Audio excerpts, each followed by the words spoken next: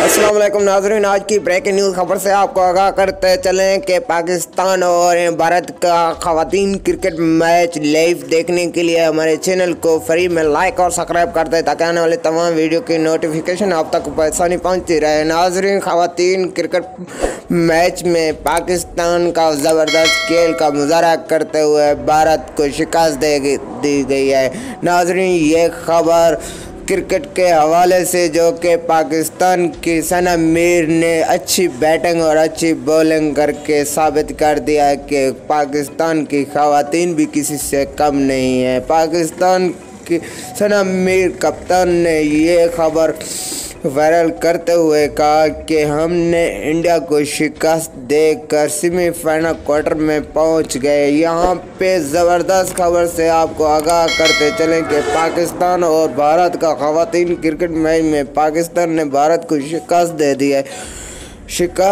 दी है। ज़बरदस्त खेल का मुजाहरा करते हुए पाकिस्तान ने ये क्रिकेट मैच अपने नाम किया है। शुक्रिया।